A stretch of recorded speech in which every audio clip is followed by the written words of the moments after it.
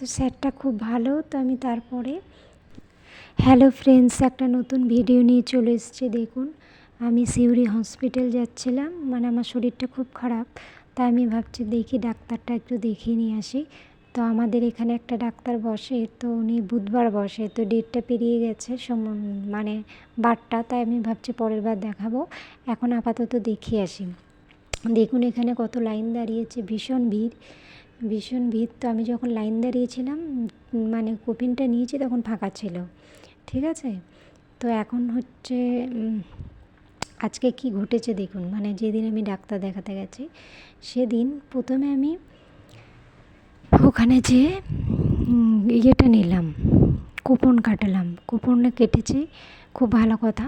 2 টাকা নেয়, তো আমি 3 টাকা দিলাম, 1 টাকা ফেরতে দিলেও না, নিয়ে নিল, ঠিক আছে। কারণ আমি ভুল করে দিয়েছিলাম। তো আমি ভাবলাম ওখানে 3 লেখা ছিল, তো আমি ভাবলাম 3 টাকা করে নিচ্ছে নাকি, তো ঠিক আছে। তারপর দেখুন আমাকে পাঠালো, আমি বললাম আমার পায়ে ব্যথা, অর্থোরাইটিস। তো উনি জানে যে পায়ে ব্যথা মানে ওর অর্থোরাইটিসের সমস্যা।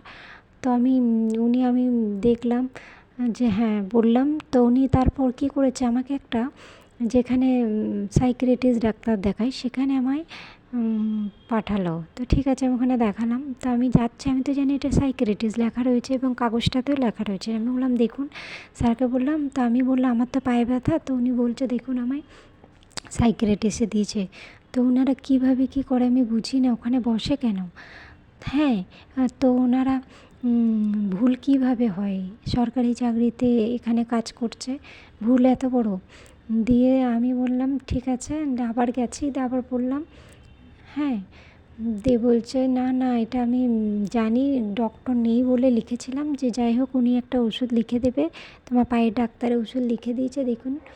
হ্যাঁ, তো এই স্যারটা খুব ভালো, উনি আমায় ওষুধ লিখে দিয়েছে, তাও আবার ওষুধ প্যারাসিটামল লিখেছে দেখুন, প্যারাসিটামল লিখেছে আর গ্যাসের ওষুধ লিখেছে, ঠিক আছে। আর হচ্ছে এর আগে স্যার বললো ঠিক আছে তুমি আর এসো না, তোমার তো ওইসব সমস্যা নেই, তো তুমি নর্মাল